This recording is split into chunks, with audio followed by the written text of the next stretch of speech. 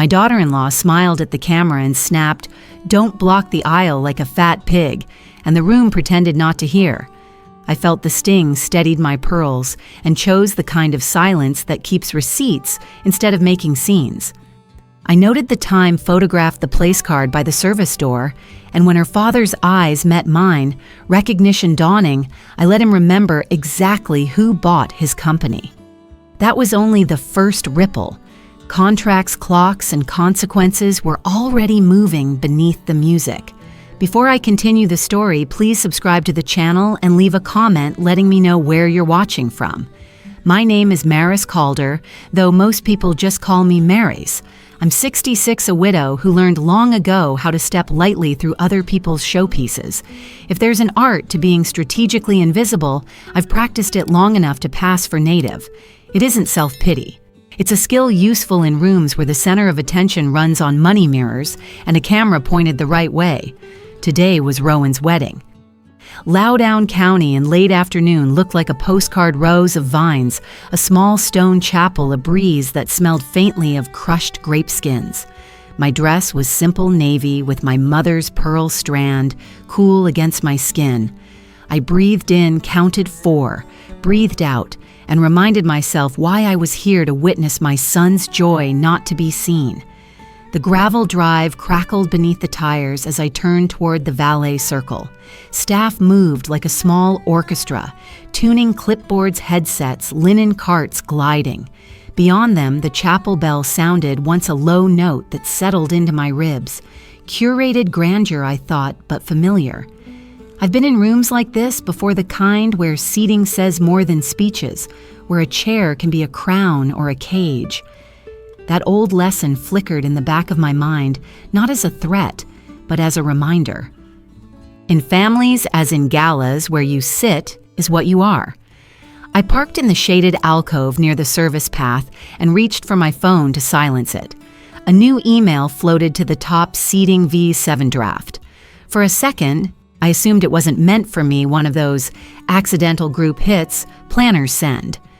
Curiosity touched the edge of my restraint. I tapped. The draft opened to a tidy grid, names, tables, notes. A comment bubble blinked near the bottom. Move Emily to service door. Less camera clutter. Emily, not Maris. Wrong name, right message. My stomach tightened in a quiet, practical way, the way your hand closes around a handle before you decide whether to turn it. I took a screenshot and let the phone slide back into my bag. Not outrage, not yet. Just a fact captured. Under the oaks, I weighed the choice that matters to women like me. Do I correct the insult and become the problem, or do I carry it and let the day be quiet for my son? Rowan's smile when he told me about the venue flashed across my mind, how he described the light on the vines, the chapel doors opening to the lawn. He's a good man. He tries. Silence settled over my decision like a shawl I knew well. I would say nothing. Not because I couldn't, but because I chose where to spend my noise. There is a difference. Inside, the foyer smelled faintly of lemon oil and new flowers. Along the wall, blown-up engagement photos leaned in gilded frames. Rowan looked handsome, relieved in the way men look when they think they've outrun time. Seraphine, his bride, knew how to meet a lens chin, tilted light on the cheekbone fingers resting as if the world were a prop. In one frame, I could see myself at the edge of a rehearsal shot. My shoulder cropped the suggestion of a smile cut in half. I paused an extra breath, not to invite hurt, but to acknowledge it. Erasure is smooth when it's well lit. Mrs. Calder. The voice belonged to a woman in black with a small tablet clutched to her side. The planner Tamsin offered a professional smile that flickered for a beat as her gaze fell to the envelope on her podium. "Welcome," she said, warm but practiced. She handed me the envelope and a soft-printed program. "You look lovely." "Thank you," I answered, because the words cost nothing and buy a lot. Gatekeepers don't set the policy. They enforce the look of it. Her eyes lingered on the envelope as if she already knew what it said. I took a step aside before breaking the seal.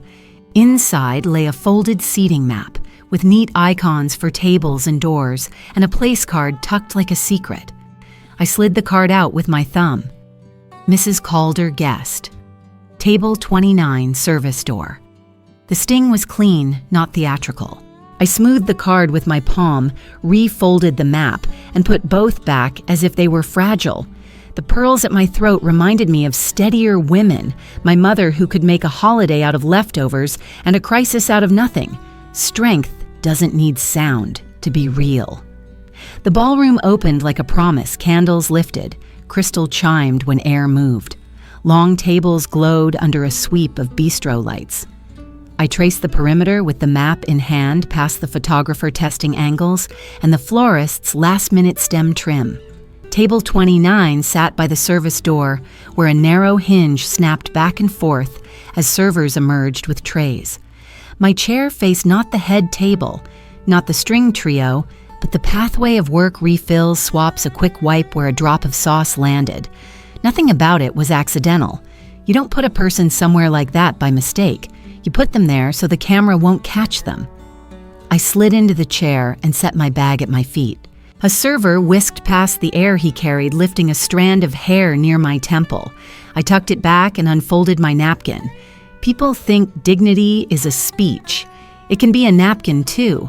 Knife parallel to spoon, glass aligned under the lowest candle flame, hands quiet, shoulders squared.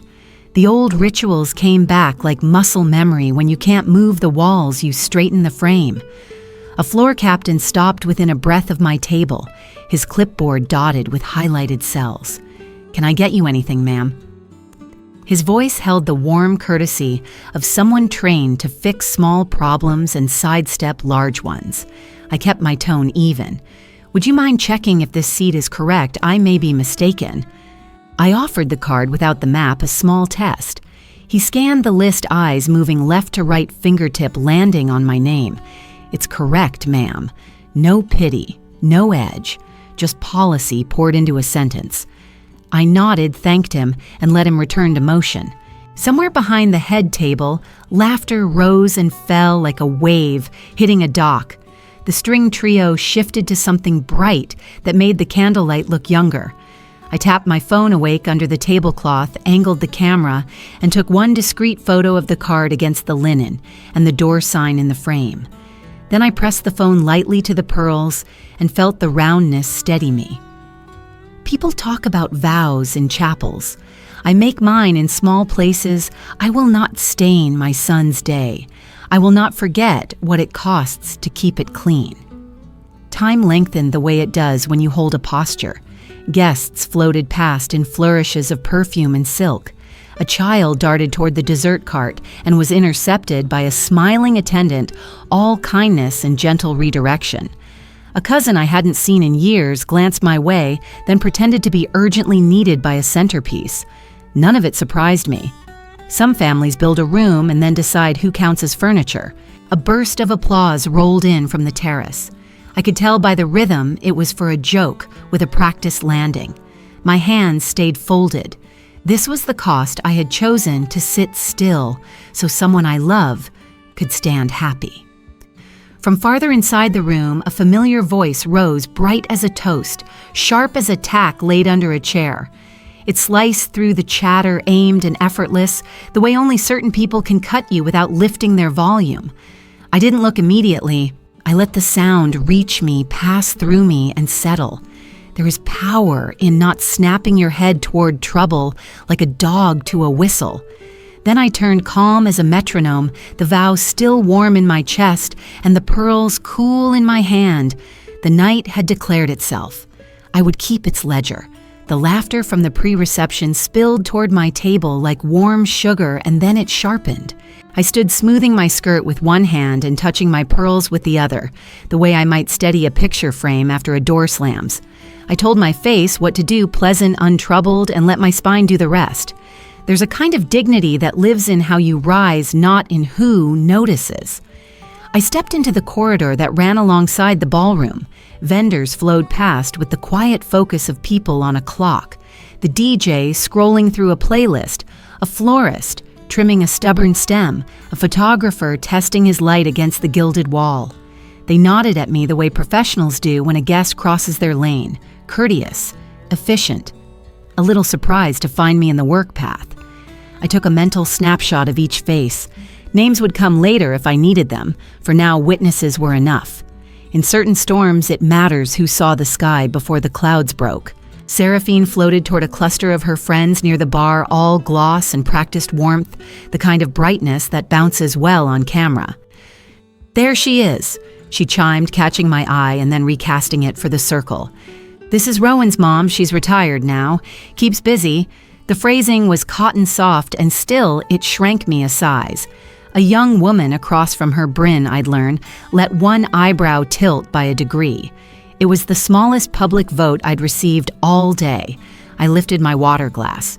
"To your future," I said evenly, looking at Seraphine but speaking to the room. "May kindness grow wherever you plant it." A few smiles stiffened, a few eyes slid away. One or two dropped guilty as children holding broken ornaments. I wasn't fishing. I was recording. Laughter swelled again from the terrace, and someone announced that the couple would enter soon. I let the moment close without dragging it on its knees. The photographer raised his camera for a slow pan of the perimeter as guests shifted to form an aisle. I stepped an inch back to clear space for a server with a tray. Seraphine turned, saw me in profile, and pitched her voice like a pebble into a glass bowl. "Don't block the aisle like a fat pig," she said, light and bright enough to pass as a joke until it hit bone. The sound clipped the room in half. The camera hesitated. Glasses chimed against stems. Somewhere, a throat cleared because it didn't know what else to do. I didn't move. One breath in, one out. My fingers found the pearls and tracked each round surface as if reading a rosary.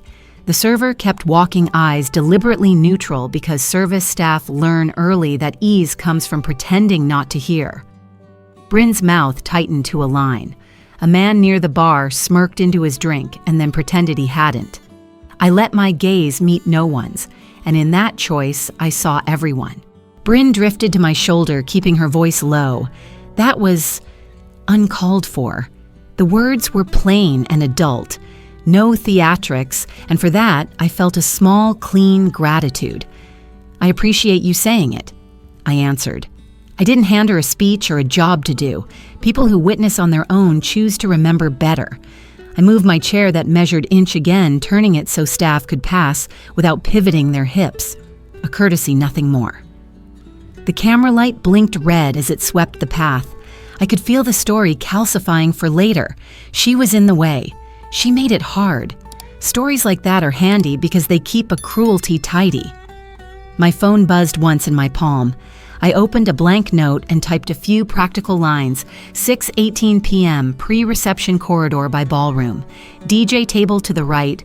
Florist cart parked at sconce. Camera pan at insult. Not panic procedure. If there's anything years of being underestimated teaches you, it's to treat indignity like paperwork. Fill in the fields. Save your copy.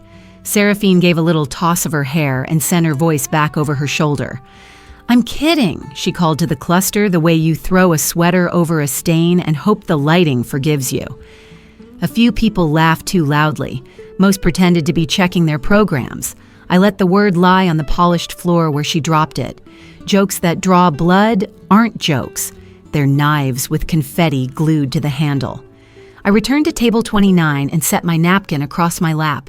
The room's warmth had the heavy feel of late summer honey. I raised my water glass, not to toast, not to clink against anything, just to mark that my hands still belong to me.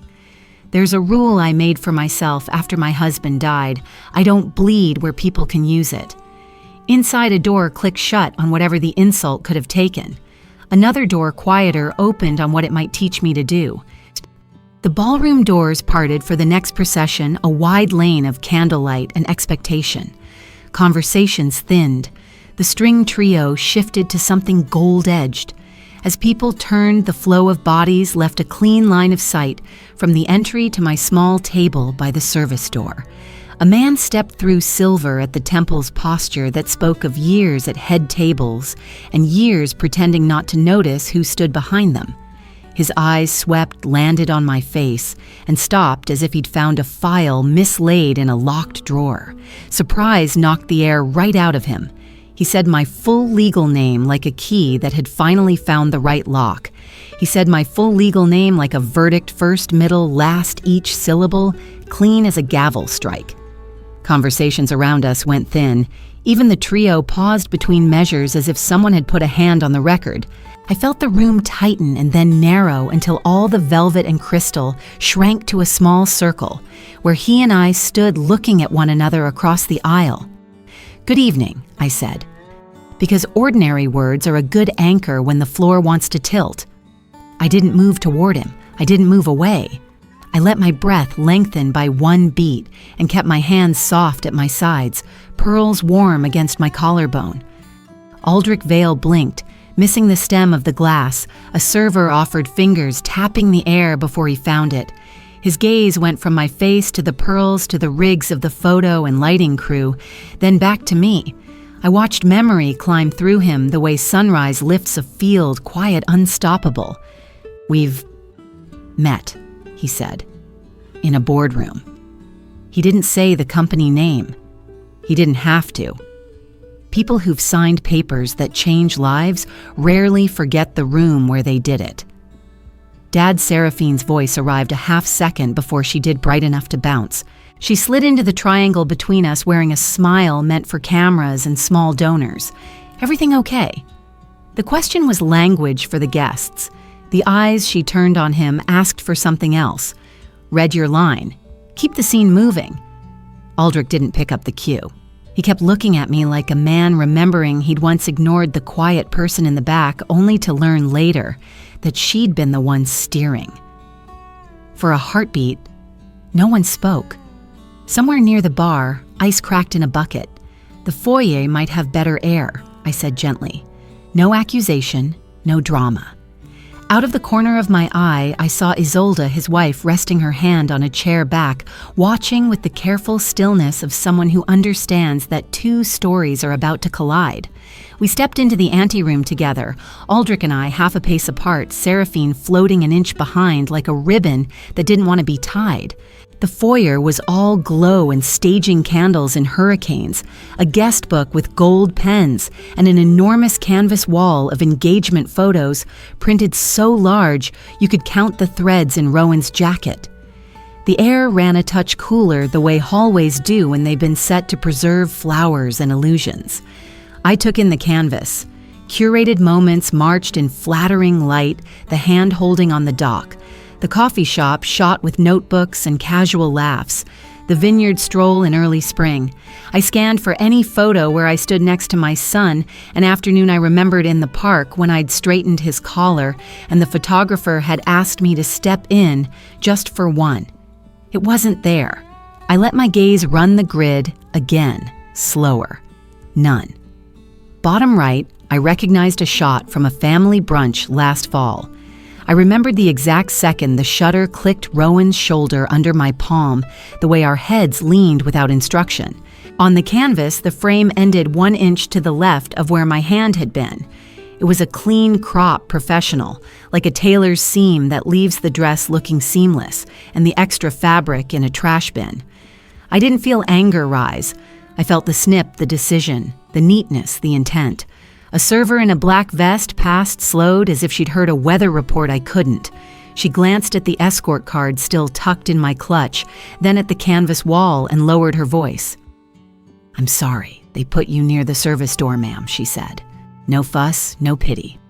She set a fresh folded napkin in my hands, crisp and cool from the warmer. "If you want water or a quieter corner, I can show you one." Kindness like that weighs nothing and everything at once. I met her eyes and thanked her by name after I read it off her pin. People remember when you use their name. It's how you stitch a tear no one else can see. "Did you know Aldrich asked, still looking at the photo array?" He wasn't talking about my seat anymore. Seraphine let out a soft laugh, light as a party favor. "Know what, Dad?" The too quick tone rode ahead of the words, and the foyer heard it. I kept my voice level, the same tone I'd used when Rowan was little, and the neighbor boy insisted the hockey puck had flown on its own. "This is your daughter's evening," I said to Aldrich without looking away from the canvas. I have no interest in drafting a board agenda in satin and tulle. It was both an olive branch and a boundary. We would not conduct an audit under a chandelier. Isolde shifted nearer eyes, taking in the printed smiles and the gaps between them. She didn't speak. Some people think silence is surrender. The older I get, the more I know it can be the opposite. I slid my phone out and opened the same note I'd started earlier.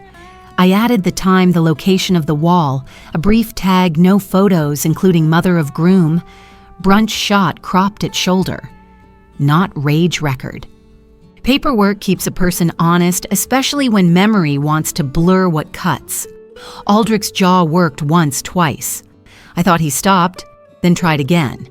I was led to believe the sale was faceless. He didn't sound angry. He sounded like a man calculating how many rooms he'd walked through without knowing who owned the building. Most people prefer an easy story to a true one, I said. It prints cleaner. Seraphine's smile took on a maintenance shimmer, the kind you use when foundation needs a quick tap from the compact.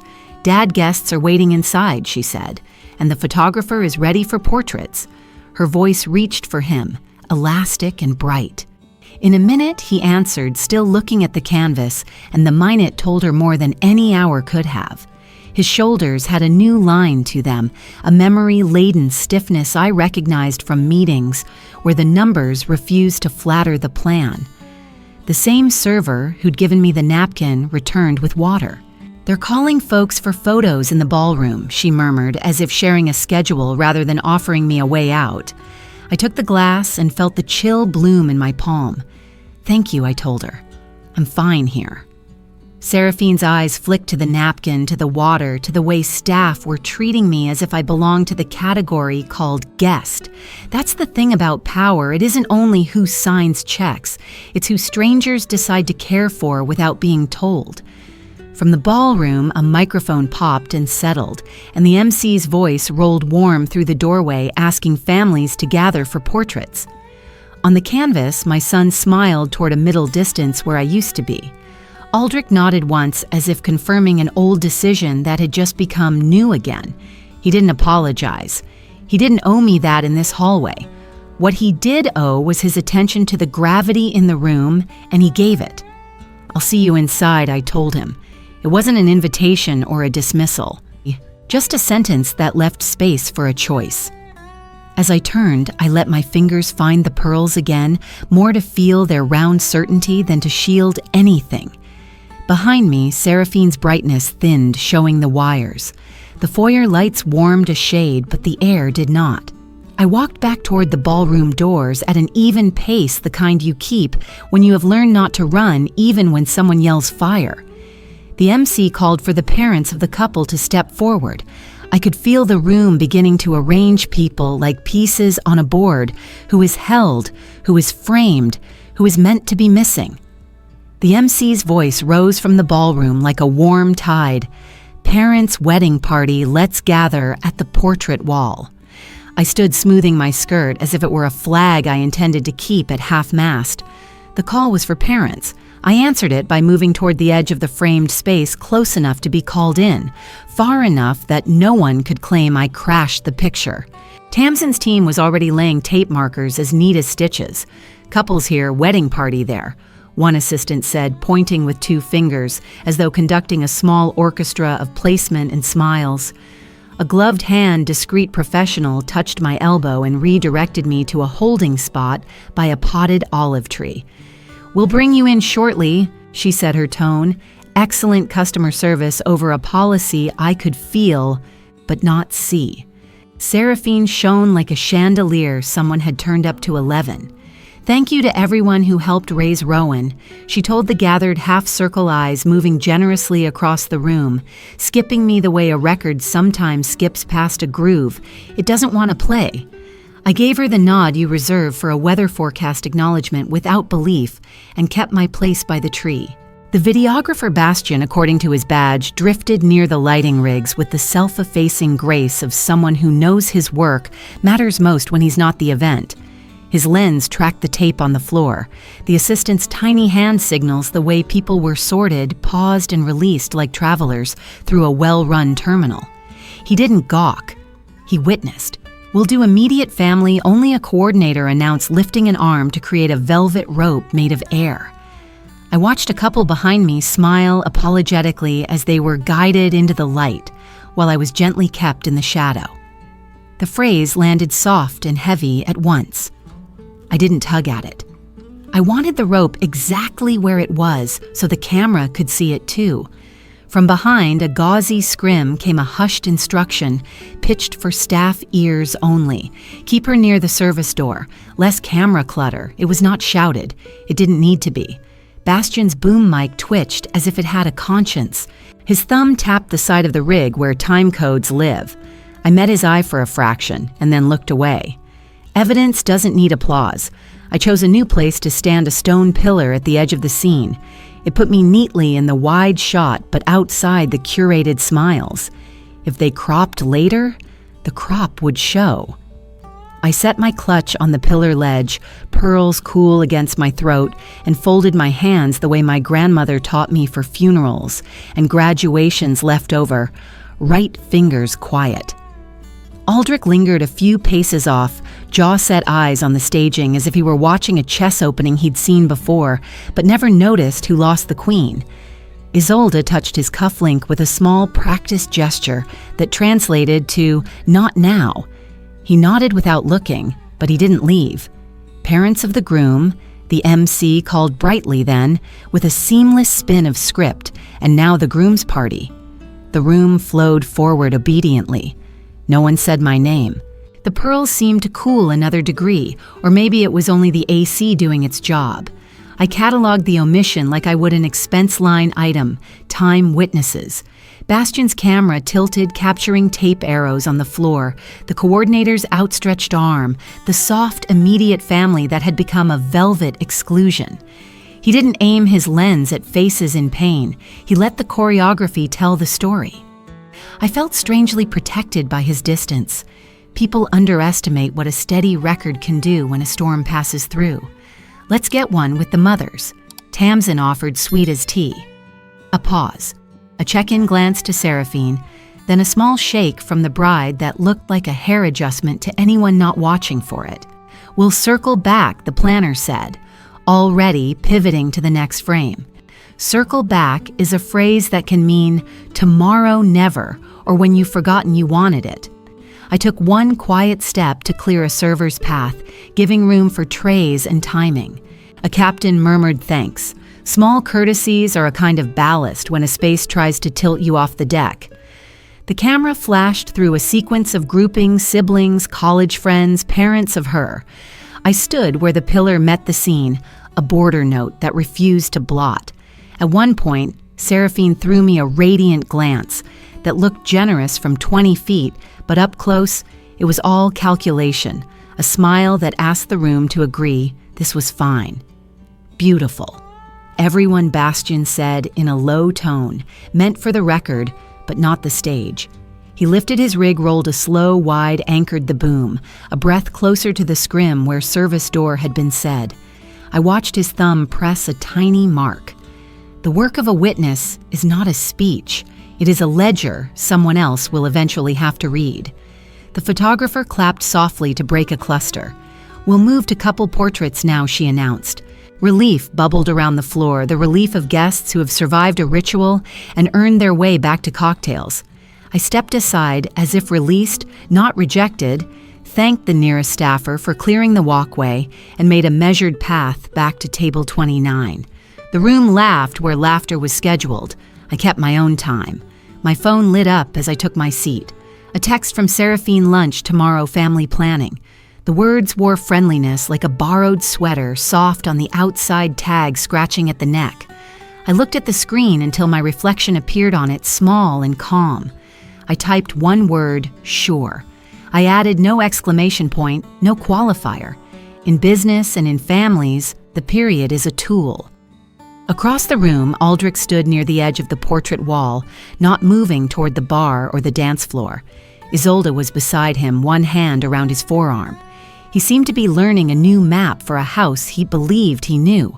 A server I recognized from earlier approached with water refills. "Would you like lemon?" she asked quietly, as if lemon might be the difference between staying and leaving. "Plain is perfect," I said, grateful for the way ordinary kindness steadies a table when a seat has been set to wobble. The MC shifted the crowd to toasts, glasses lifted.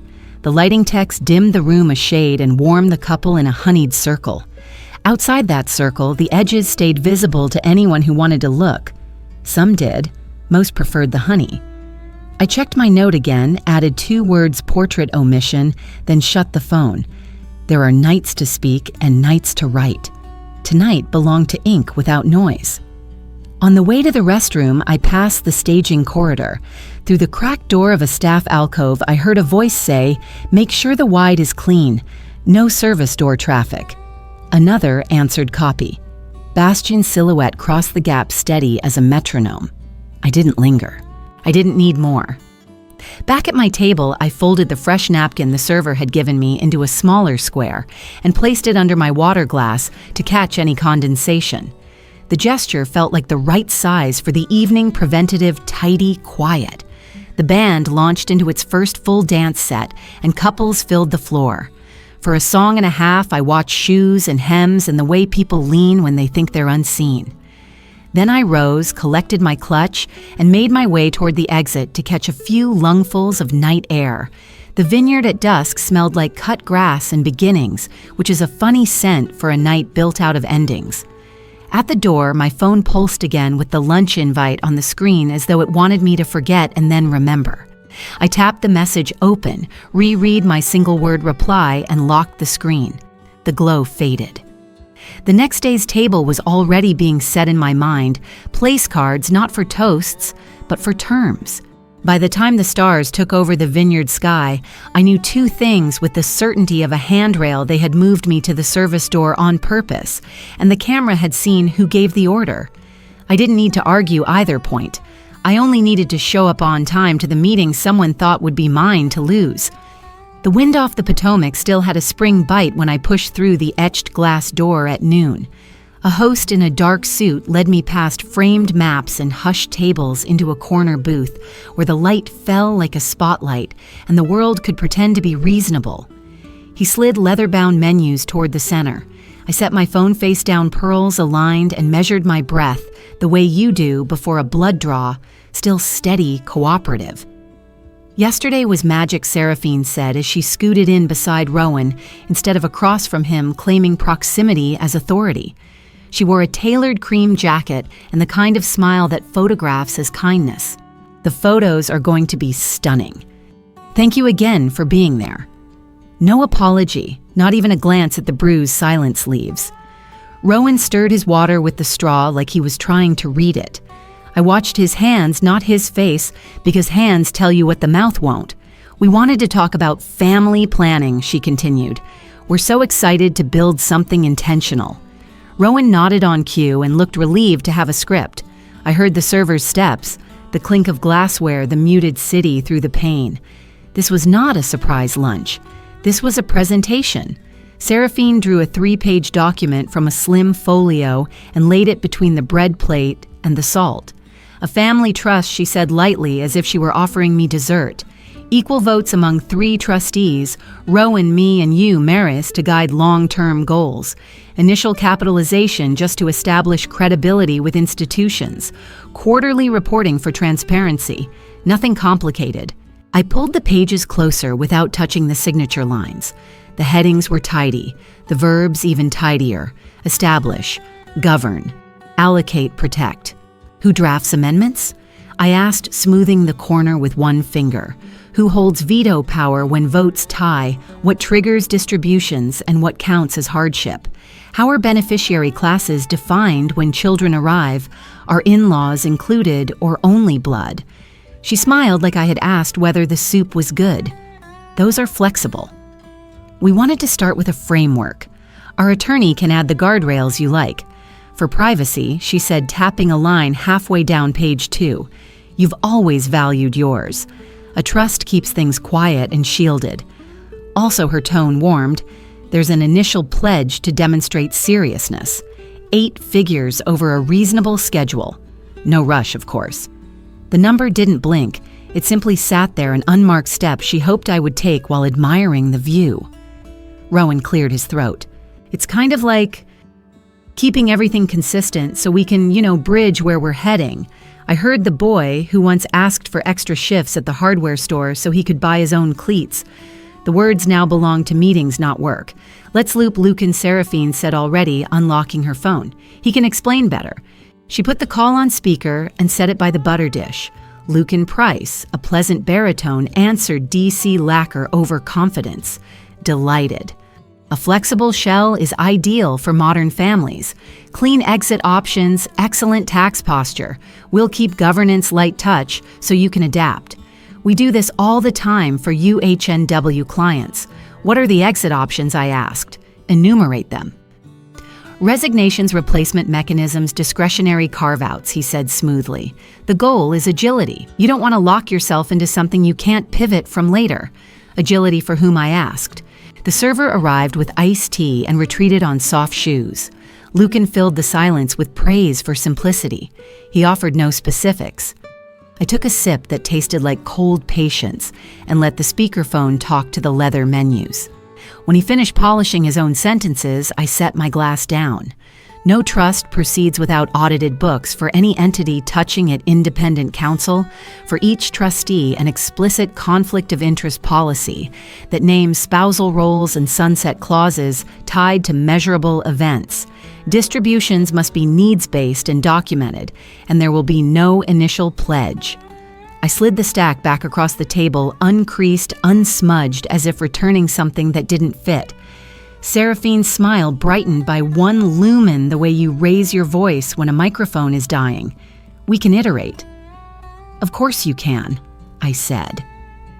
Rowan's eyes moved between us, then settled on me. Mom, he asked quietly, is there something I should know? There was no accusation in it, only the familiar ache of not wanting to be blindsided by the people you love. Yes, I said, not unkindly. Later. He read the weight in my tone, and for a breath, the man I raised looked back at me from where the boy used to stand. Lucan cleared his throat through the phone. We can circulate a revised draft this afternoon. That won't be necessary, I said. I won't be a trustee. If you two want a structure for your household, engage counsel and build it. My finances will not fund or sit inside your governance. If there's ever need, we can discuss a gift with documentation and limits. I looked at Rowan when I said need. He nodded once small and real. Seraphine's fingers tightened on the folio. We only wanted to include you. Inclusion without clarity is capture, I said. And I have no wish to capture you either. You're married now. Build well. The server reappeared, ready to order. We were past appetite and into arithmetic. I asked for a salad and insisted the check be split so I could pay only for my plate. Boundaries must begin on a quiet Tuesday, as surely as they hold on a loud Saturday. When the bill came, I set my card down and turned my phone face up for the first time.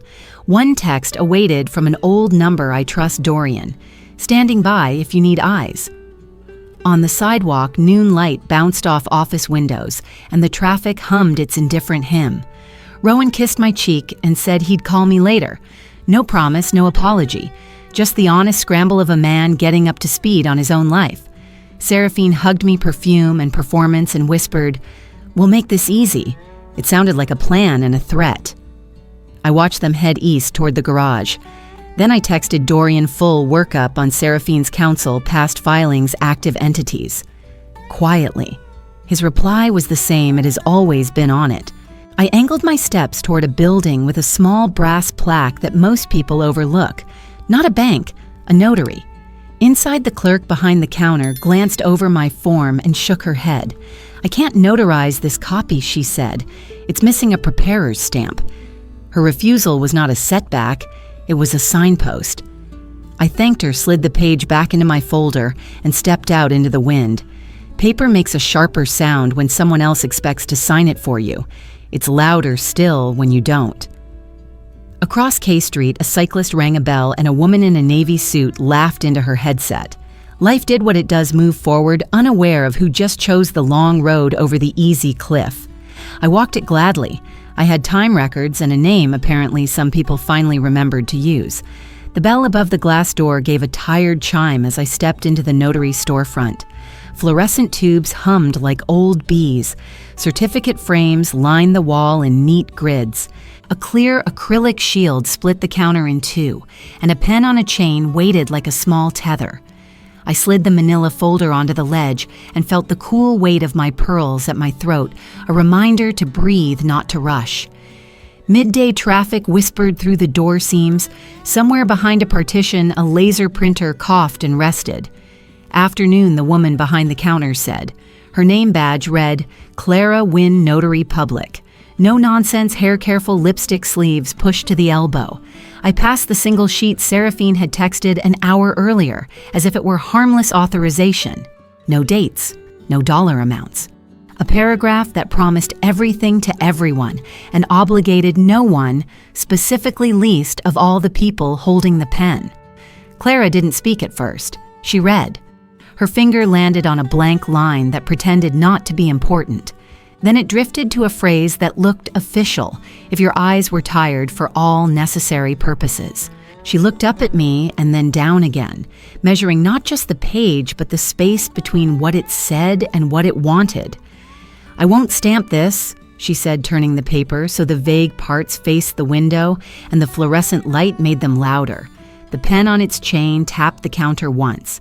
It isn't specific enough. No scope, no dates, no named parties besides you, and even that is soft. If anyone ever waves this around, it invites trouble. Relief came with edges. It didn't comfort, it clarified. Would you put the reasons in writing, I asked.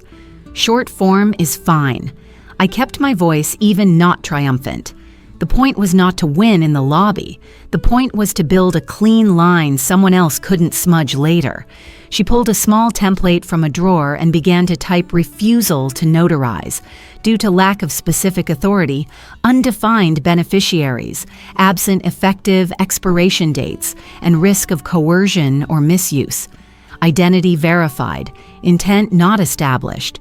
She printed initialed the bottom corner and slid it back. Notaries don't give legal advice, she said, but we verify identity and willingness for specific acts. When a document tries to be a net instead of a needle, I say no. Thank you for doing your job, I said. The clerk at the second station, a young man with careful nails and a steady face, offered a clear plastic sleeve. So it doesn't crumple, he said. People think stamps fix everything. They don't fix character, I answered, tucking the memo in place. Outside, I let the city air scrub the humming from my ears. Across the street, a courier balanced coffee carriers like a juggler. I called Dorian and walked toward a cafe with windows full of plants. Start a quiet workup, I said when he picked up. Timeline from engagement announcement to yesterday. Vendor contracts, venue clauses, donation acknowledgments, any paper that touches disclosure. Also pull filings on Lucan Price and any shells linked to his firm in the last 5 years.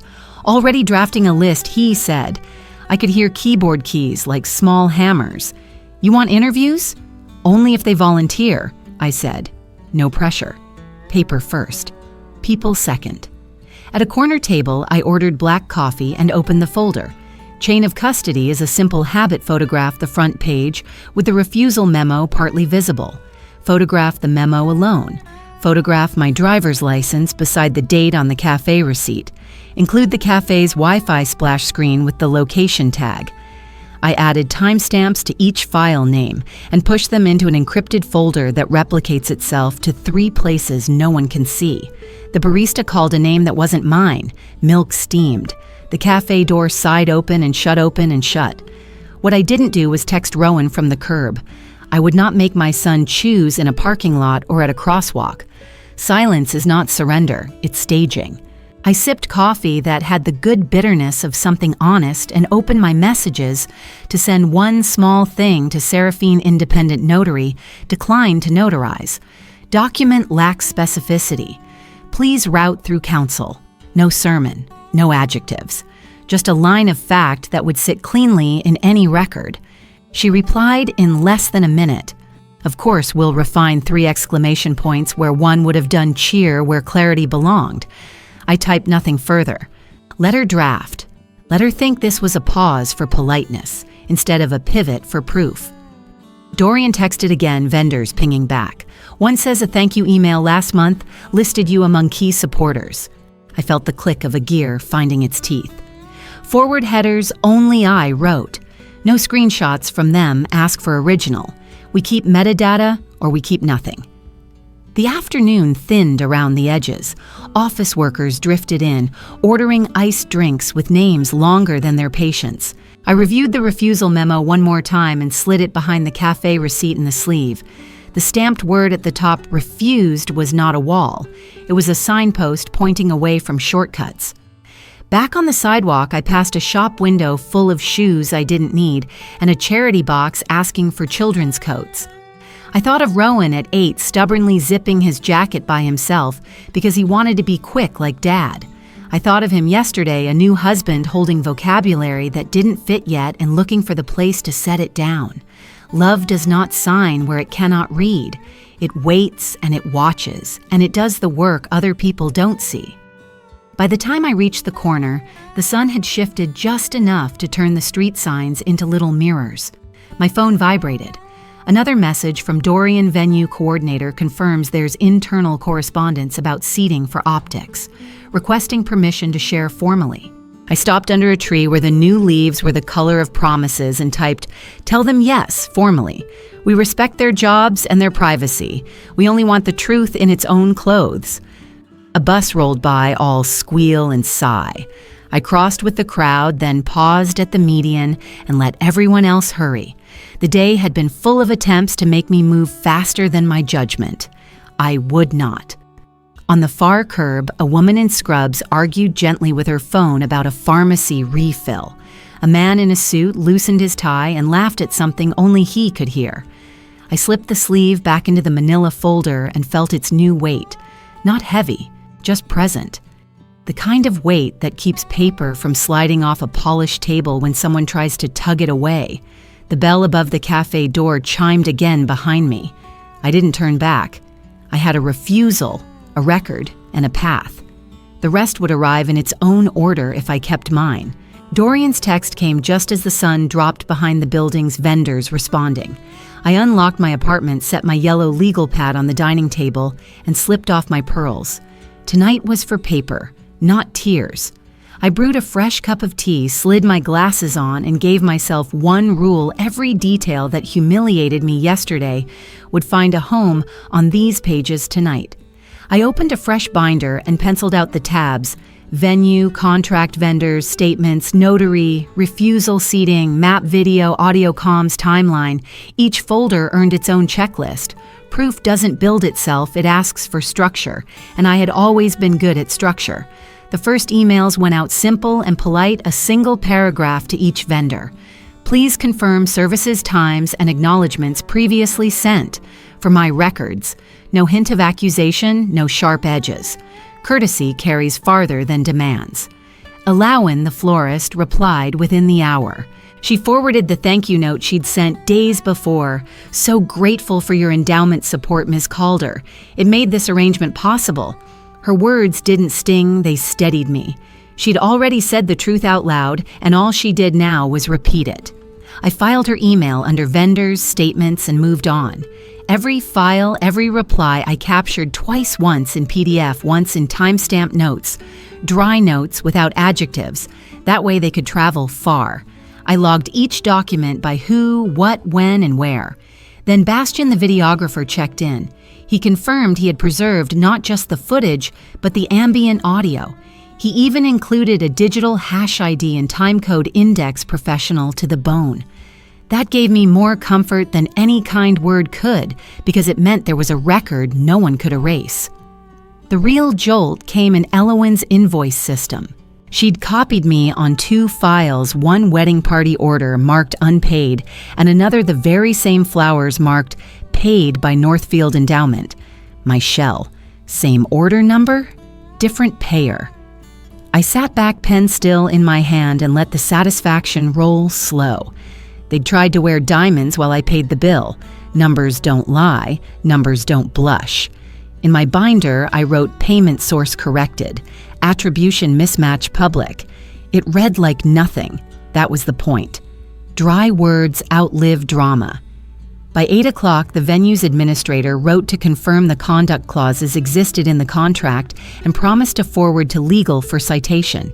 Not emotion policy, and policy was what I needed. I dialed Dorian. On speaker, we connected the dots, ownership, attribution, conduct. We're building a bridge, not a bomb, he said. I let myself smile at that. He was right. This wasn't revenge. This was foundation. Late in the night, another message slid into my inbox.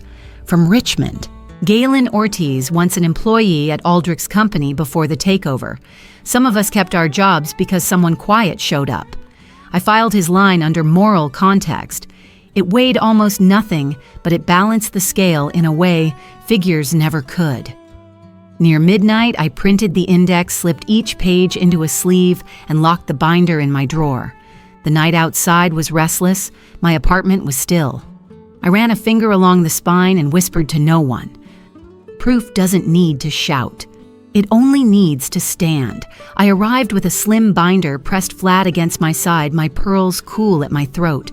The glass wall of the conference room caught my reflection calm, not combative. I wasn't here to fight. I was here to file. Inside, the seating arrangement spoke before anyone did. Dorian placed himself at my left, steady and ready. Across from me sat Seraphine Posture, perfect hands, folded as though she'd already claimed the ground. Beside her, Lucan Price, the attorney she seemed to think would keep me contained, waited with a pen he hadn't uncapped. Aldrich, her father, took the end seat, his silence already weighing more than words. I opened the binder and set one page on the table. Venue Agreement Section 4, I said evenly. Timestamp signatures, attribution rights, conduct clauses, all highlighted, all clean. This is the document that votes. Lucan cleared his throat. These clauses are context sensitive, he said, reaching for a word that could soften the edges. Dorian leaned forward and tapped the signature block. The context is already defined. Counselor. Signed, dated, enforceable. The air settled into a new stillness. Paper didn't blush. It only held. Next, I slid forward 2 invoices. Same order, number 1, stamped paid by the wedding party, the other paid by Northfield Endowment. My endowment. Numbers carry their own tone. No lecture was needed. Dorian read aloud the conduct clause, the line that triggered review when reputational harm touched donors. I didn't look at Seraphine. I looked at the words, letting them stand taller than voices ever could. Aldrich broke his silence, his voice low. "Is this enforceable?" he asked. Dorian answered plainly, "It's already in force." Aldrich's pen trembled once against the table before stilling. I closed the binder gently, the hinge sounding like a small gavel. No speeches today, only what's signed and what's true.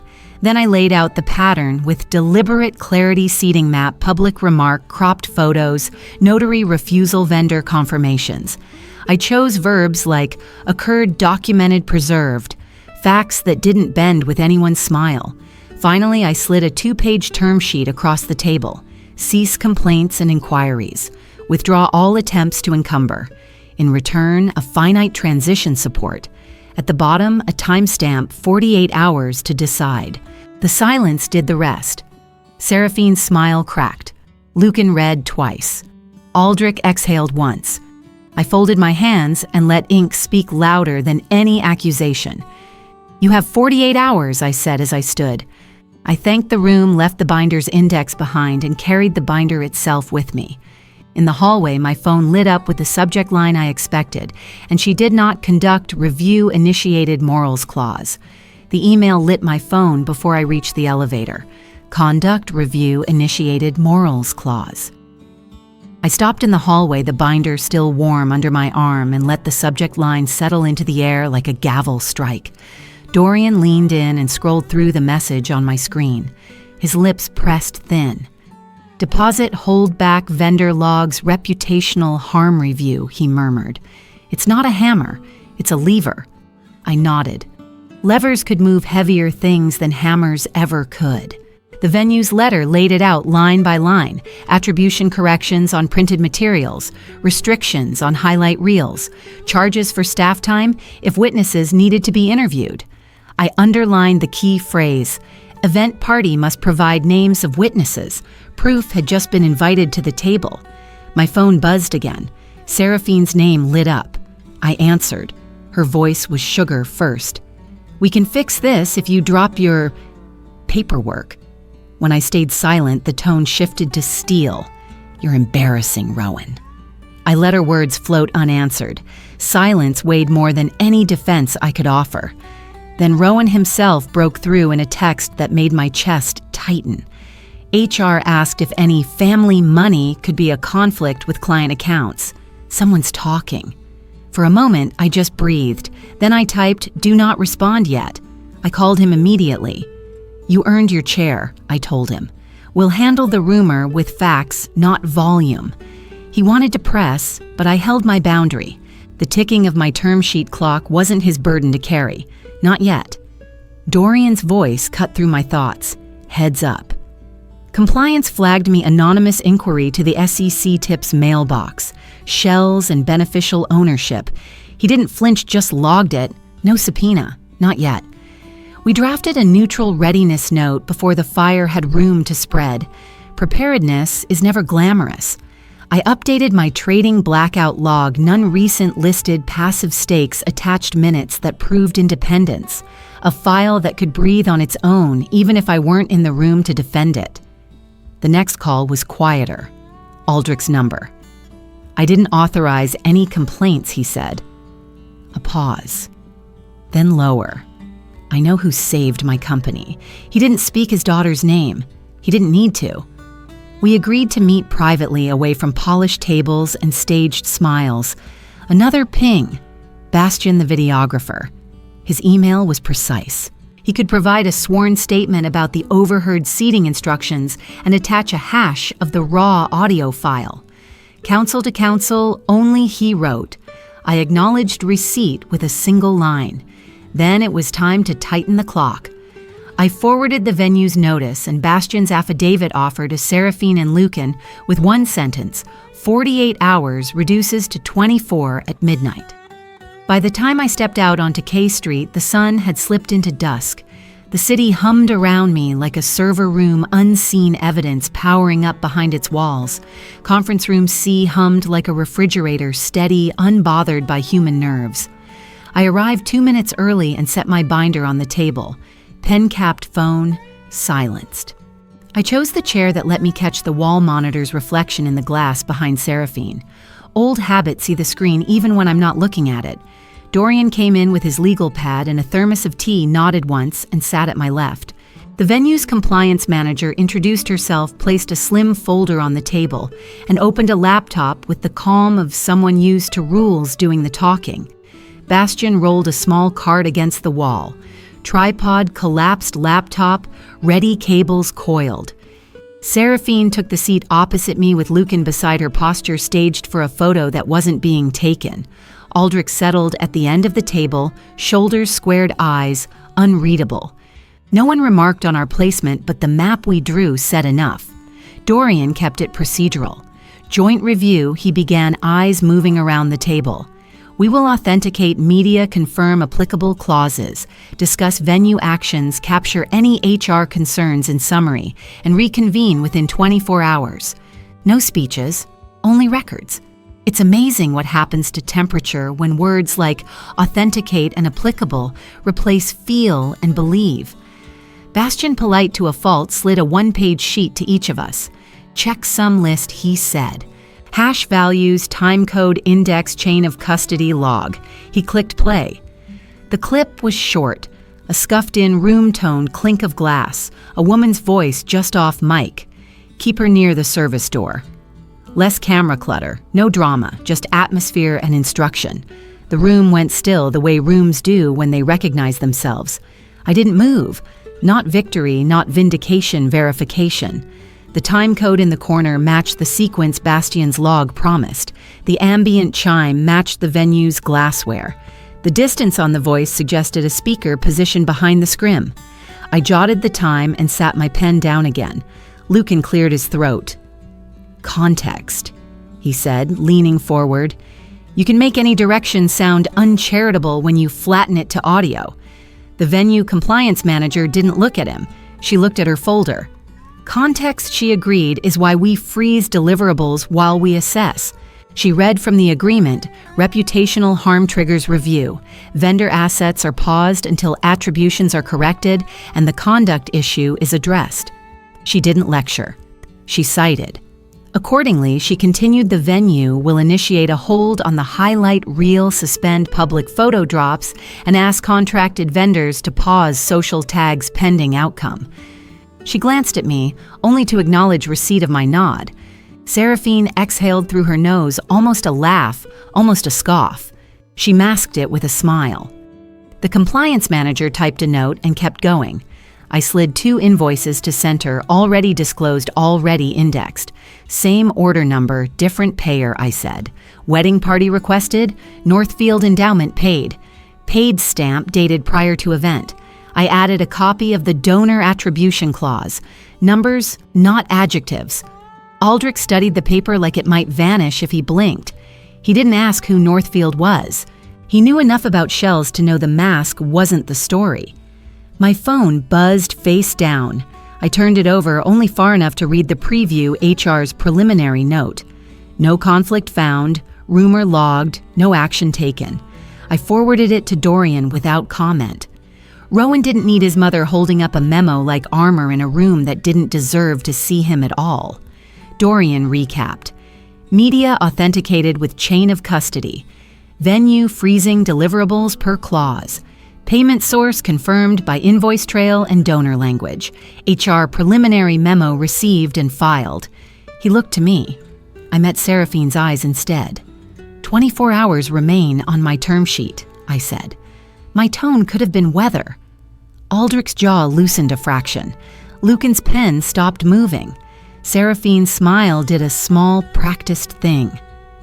We all want what's best for family. She said a sentence that is not a sentence. We can craft a narrative that keeps everyone whole. Dorian shook his head once. We're not crafting narrative, he said. We're correcting the record. The venue compliance manager, still neutral, added, and ensuring our vendors aren't placed in reputational crossfire. Bastian raised a hand as if in a classroom. For counsel only, he said, I can provide a sworn affidavit referencing the recorded instruction and attach the hash for the raw file. I won't circulate footage informally, and I won't comment publicly. He looked at me last, not for permission, but for acknowledgement. I gave it. We turned to closure options. Dorian laid them out like steps, not threats, withdrawal of complaints and inquiries. A letter of correction to vendors acknowledging payment source and requesting proper attribution. A private apology entered into the file, no press, no platform, or absent those escalation to formal claims with the materials we had authenticated. The choices were not dramatic. They were adult. Lucan tried one more angle. If my clients cooperate on correction, can the venue expedite release? The compliance manager didn't hesitate. We have a process. Cooperation shortens it. It doesn't skip it. Then almost kindly, when our assets go public, they stand for the property as much as the party. For a beat, only the air conditioner spoke. I closed my binder gently. The hinge clicked like a small gavel. You have the clock, I said. Use it. I stood. Dorian stood with me. The meeting ended without handshakes. In the hallway, Aldrich waited until the door latched. 5 minutes tomorrow, he said softly. No lawyers. I held his gaze. 5, I agreed. We both knew a thing you say without paper is still a thing that can change paper. The elevator took its time.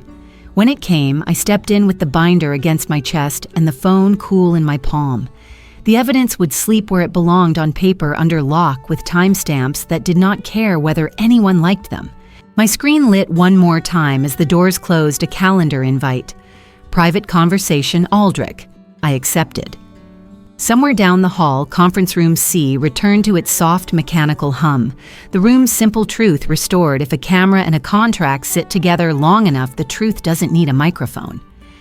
Dorian unlocked a small side office, set 2 bottles of water on the desk, and left the door quietly on its latch.